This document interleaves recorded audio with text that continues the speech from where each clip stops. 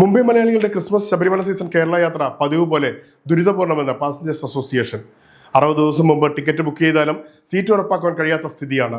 ഭാരിച്ച വിമാനക്കൂലിയും ജന്മനാട്ടിലേക്കുള്ള കുടുംബസമേതമുള്ള യാത്രകളെ ആഡംബരമാക്കുന്നു. കാലങ്ങളായി തുടരുന്ന മുംബൈ നിവാസികളുടെ Christmas new year Sabarimala season Kerala യാത്ര ഇക്കുറിയും ഏറെ ദുരിതപൂർണ്ണം. 60 ദിവസം മുമ്പ് ടിക്കറ്റ് ബുക്ക് ചെയ്താലും സീറ്റ് ഉറപ്പാക്കുവാൻ കഴിയാത്ത സ്ഥിതിയാണെന്ന് ഓൾ താനെ മലയാളി അസോസിയേഷൻ പ്രസിഡന്റ് ശശികുമാർ പറയുന്നു.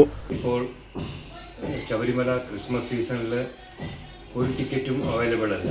പ്രത്യേകിച്ച് ട്രെയിൻ ടിക്കറ്റും വിമാന ടിക്കറ്റും. വിമാനയാത്രക്കൂലി ഏതാണ്ട് 14,000 മുതൽ 16,000 രൂപ വരെയാണ് ഇപ്പോഴത്തെ നിരക്ക്. 60 ദിവസം മുമ്പേ ടിക്കറ്റ് എടുക്കുകയാണെങ്കിലും വെയിറ്റിംഗ് ലിസ്റ്റിലാണ് പോകുന്നത്. തത്കാൽ ടിക്കറ്റ് എടുക്കാൻ നോക്കുകയാണെങ്കിൽ ഇപ്പോഴത്തെ പുതിയ പരിഷ്കാരം അനുസരിച്ച് തത്കാൽ ടിക്കറ്റിൽ OTP എൻട്രി ചെയ്യുമ്പോഴത്തേക്ക് ടിക്കറ്റ് വെയിറ്റിംഗ് ലിസ്റ്റ് ആവുകയാണ് പതിവ്. പുതിയ പരിഷ്കാരം കാരണമാണ് ഈ പ്രോബ്ലം ഉണ്ടാവുന്നത്. ഡിസംബർ ജനുവരി മാസങ്ങളിൽ 2018 വരെ തുടർന്നിരുന്ന മാതൃകയിൽ ആഴ്ചയിൽ 2 ദിവസം സ്പെഷ്യൽ ട്രെയിൻ വേണമെന്ന ആവശ്യമാണ് ശക്തിപ്പെട്ടിരിക്കുന്നത്.